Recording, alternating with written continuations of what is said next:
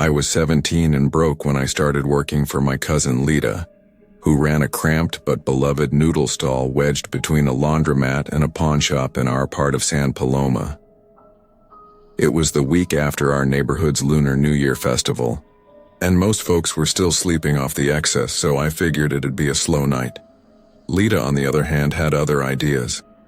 "Get the bike," she said, handing me a plastic bag of steamed buns and noodle boxes. "Take this to 3rd and Halberd. Don't eat anything on the way." It was already dark and the main roads were buzzing with the usual mix of mopeds, rusted trucks, and people hawking knockoff shoes or bootleg DVDs. But once I got past the main drag, the city peeled into a quieter mess of narrow alleys and flickering neon. That's where this delivery was headed, deep into the outer edges of a district I didn't recognize by name, only by the way the buildings leaned like tired old men and the streetlights blinked like dying fireflies. The drop-off was listed as Apartment C, 33 Halberd Walk. No gate, no buzzer. Just a long concrete staircase that wrapped around a building like a spine. I locked the bike, took the bag, and climbed.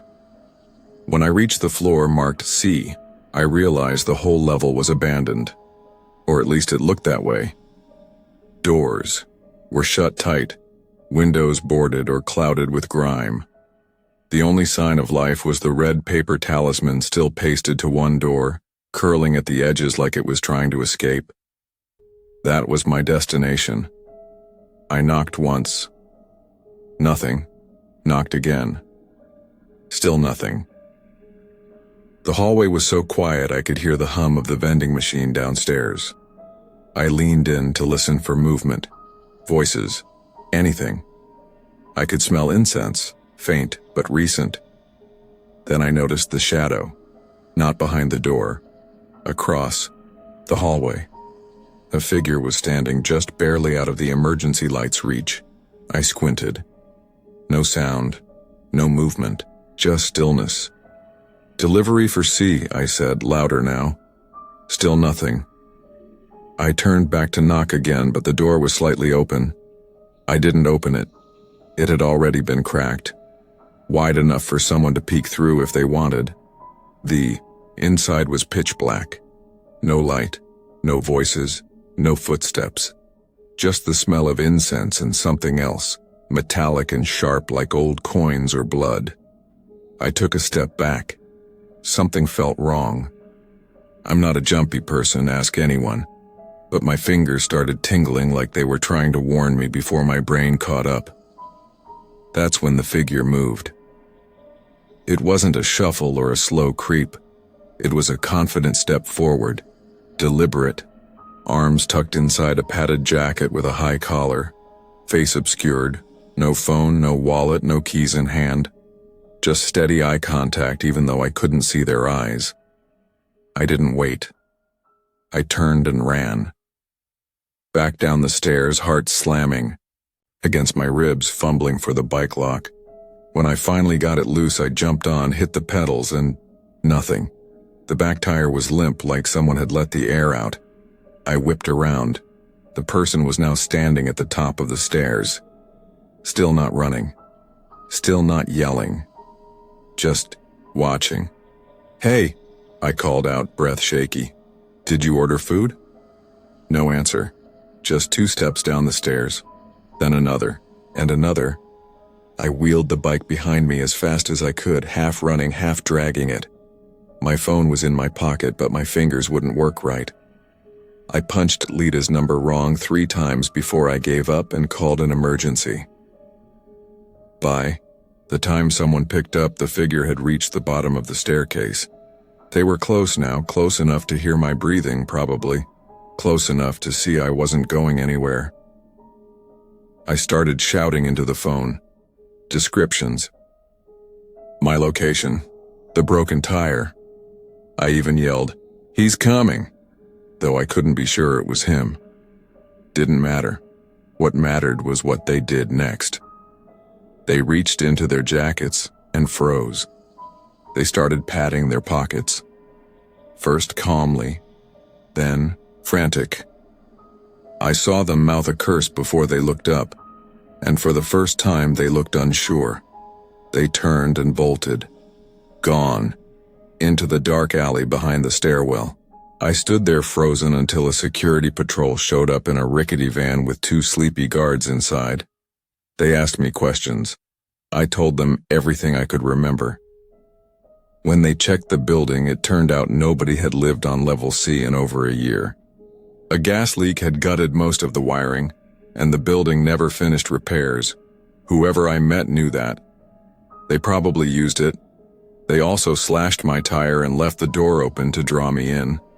And if I had gone inside instead of waiting, well, I don't think I'd be telling this story now. Lita never made me do another delivery. She didn't even ask.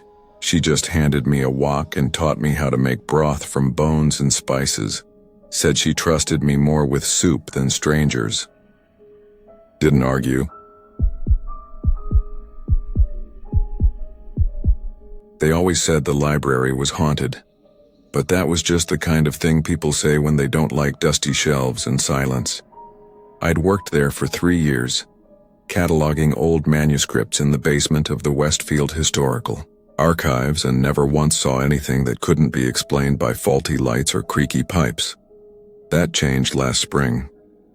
The building was nearly 2 centuries old, a converted monastery with ivy-covered stone walls and stained glass windows that caught the afternoon sun just right. The public spaces upstairs were modestly charming, but the basement, where I spent most of my days, was cramped, dim, and mostly forgotten, which suited me fine. I preferred it that way. Fewer people meant fewer interruptions. It was a Thursday when the connection cut out. My scanner froze mid-digitization, the screen blinking like it didn't know where it was.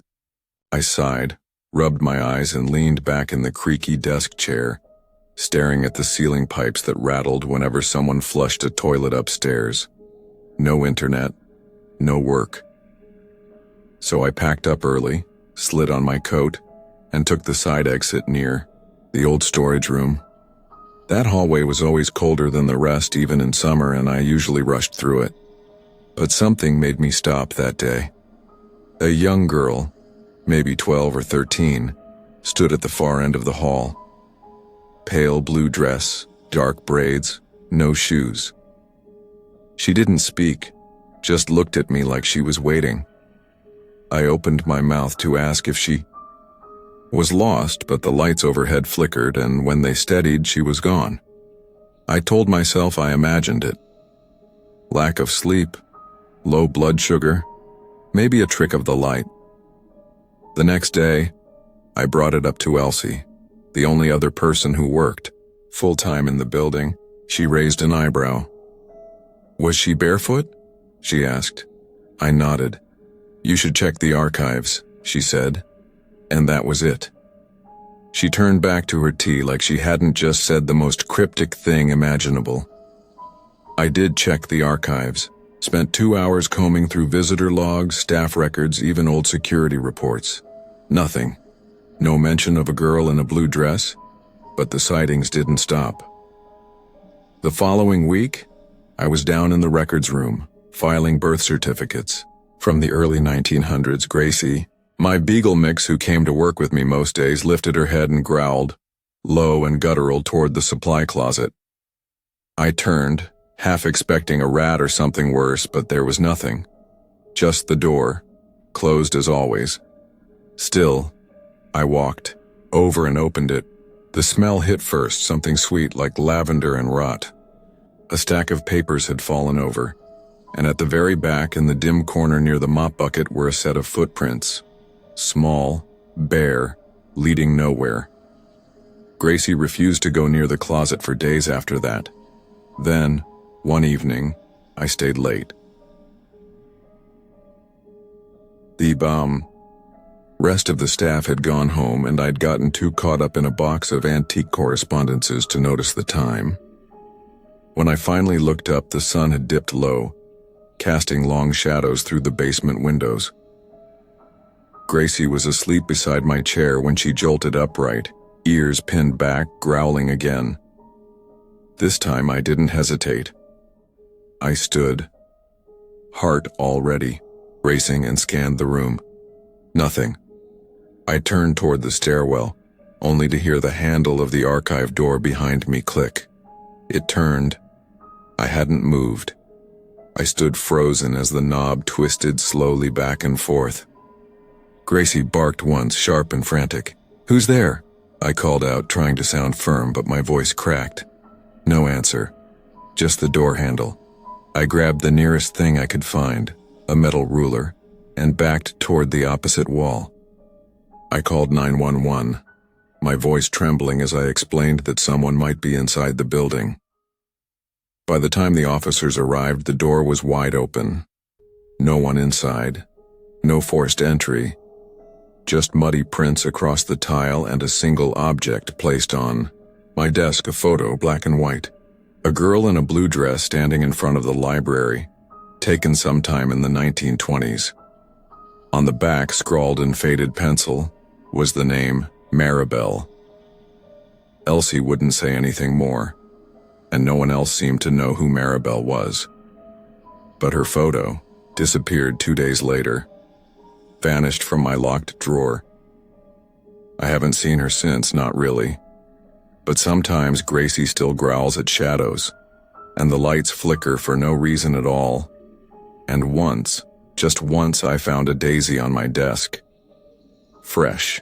No note, no explanation, just the scent of lavender in the air. I was 19 the year my uncle died. He ran a small electronics repair shop tucked behind a noodle bar in Takamatsu, where I'd been working part-time after dropping out of university. My shifts often ended late, usually after the train stopped. Running, so I'd ride my old bicycle home through the empty back streets. It was on one of those nights that everything shifted.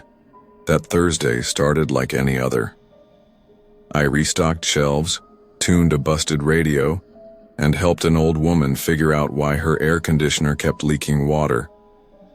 My uncle had gone home early with a migraine, leaving me to lock up. I wasn't worried. I knew the shop well, every creaky floorboard and flickering light. By 11:45, I was pedaling down a narrow side street just wide enough for one small car. The city was asleep. No cars, no noise. Just the faint hum of vending machines and the smell of soy sauce wafting from nearby windows. I always took the long way. Fewer streetlights, fewer people. I liked the quiet. That night, though, something felt wrong. I didn't see it at first. I just felt it, like a string being pulled tight inside my chest. About halfway home, my front wheel skidded in some gravel, and I veered slightly into the ditch. I didn't crash, but my tire caught on something and I fell. Nothing serious, just scraped my knee, but when I looked at the tire, it was bent beyond fixing. I sighed and pulled out my phone. Dead. I'd forgotten to charge it at the shop. No signal, no charger, no passing taxis. Just the soft sound of the river a few meters away. I was deciding whether to walk the rest of the way or try flagging someone down when I saw headlights in the distance. A dark, low van approached slowly, the kind you'd expect delivery workers to use. It stopped a few feet ahead of me, engine humming quietly. The window rolled down. "You all right?" the driver called out in Japanese. He looked about 40, maybe younger. Shaggy hair, unshaven. His voice was casual but kind. "I can take a look at your bike, or give you a ride." I hesitated. He seemed harmless, and I really didn't want to walk 3 kilometers through deserted alleys. "If it's not a bother," I said, wheeling the bike closer. "No problem at all. I live just around the bend. Got tools in the garage. Hop in." He lifted the bike into the back with ease. I climbed into the front, brushing gravel from my hands. The dashboard was cluttered. Fast food wrappers, some worn cassette tapes, a half-used packet of throat lozenges. It smelled faintly of coffee and grease. True to his word, We drove just a few blocks before turning into a driveway beside a low, older-style house. The garage door rattled open, revealing an organized mess. Shelves of paint cans, toolboxes, fishing rods. He wheeled my bike in and started examining the wheel under a hanging light. "You can wait inside," he said, nodding toward the house. "There's tea on the table." I thanked him and stepped in. The interior was cramped but clean. A kotatsu table sat in the center, surrounded by worn cushions. On the walls were photos, mostly of kids. A young boy, a girl a few years older. No sign of a woman. Maybe he was a single dad. I sat and waited. 10 minutes passed, then 15. The garage light was still on, but I hadn't heard anything in a while. I got up and peeked out. The garage door was closed. That's when it hit me. I hadn't heard it close. I walked back to the front door. Locked. I tried the side exit. Also locked. My heart thumped harder. I moved quietly through the house, looking for another way out, any sign that this was still just an ordinary night.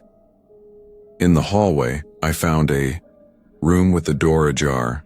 Inside was a small shrine, candles, incense, a photo of a girl, the same girl from the pictures, now older. Below it, a newspaper clipping. I stepped closer. It was in rough condition, but I could make out enough. Teenage, girl still missing. Last seen leaving cram school, suspect driving a dark-colored van. I backed away. My mouth went dry. Footsteps. I turned, expecting to see the man, but it wasn't him. It was a woman. Older, thin, with short graying hair and a sharp gaze. She stood in the kitchen holding something. Keys, maybe. He didn't mean to frighten. "You," she said. I didn't answer. My body was frozen between instinct and confusion. "He tries to help," she said again, like I'd asked. "But he forgets how things look. You shouldn't have gone into the back. It brings up bad memories." I wanted to speak but couldn't. Then the door opened. The man walked in holding my bike wheel. "Good as new," he said, smiling. He paused when he saw us. There was silence. "I think it's time you went home," the woman said, setting the keys on the table. The man nodded slowly. "Yeah, sorry about the wait. I didn't mean to scare you." I left without speaking. The ride back was silent. No small talk, no music. He dropped me off at the station. The trains had started running again. He never asked for anything. I never told anyone. But sometimes I wonder. About the girl in the photo. About the woman's words.